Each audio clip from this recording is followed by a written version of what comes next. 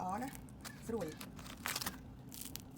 នេះlà cái đóបងប្អូនចេកជៀននេះធ្វើចេកជៀនញ៉ាំចេកជៀនមានមួយស្និតនេះទុំហើយនោះអញ្ចឹងយកមកជៀនញ៉ាំទៅមេកំពុងតែក្តៅក្នុងជៀនទៀតបងប្អូនក្តារសកត់ចេកនេះកត់ចឹងមកបងប្អូនឡូយថាប់វិញជាងហ្នឹងទៀតក៏បានដែរ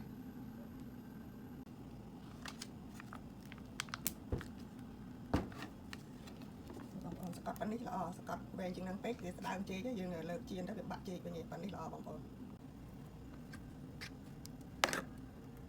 នេះវែងពេកវាស្ដើងណាស្ដើងយើងលើកជៀនតត្រដៃពីរដៃមួយលើកទៅបាក់ដាក់ចេកអស់ខ្លីៗប៉ុណ្ណាមួយនេះល្អតដៃបងប្អូនច្រាំងខ្ពស់ទៀតនេះ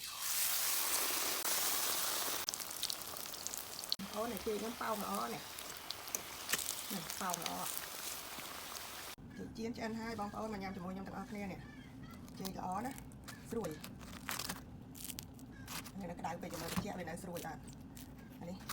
នេះទៅជ្រលក់ម្សៅ2 ដងណាបងប្អូនវាអត់ស្វិតវិញណាហើយនេះជ្រលក់ម្សៅម្ដងនេះជ្រលក់ម្សៅម្ដងវាឃើញយ៉ាងម្សៅស្អាតហើយយើងទុនបាត់ហើយនេះអានេះម្សៅ2 ដងម្សៅយ៉ាងក្រាស់ហើយស្រួយទៅត្រជាក់ជាងហ្នឹងរត់ទៅស្រួយជាងហ្នឹងបងប្អូនមកញ៉ាំមួយខ្ញុំទាំងអស់គ្នាស្ដីពេលថ្ងៃម៉ោង 1 ម៉ោង 2នេះមេកំពុងមកក្រៅផងដាក់ជាទៀតបងប្អូនហើយមកចូលរួមមួយខ្ញុំទាំងអស់គ្នាញ៉ាំជាតិខ្លាញ់ក្រៅចឹង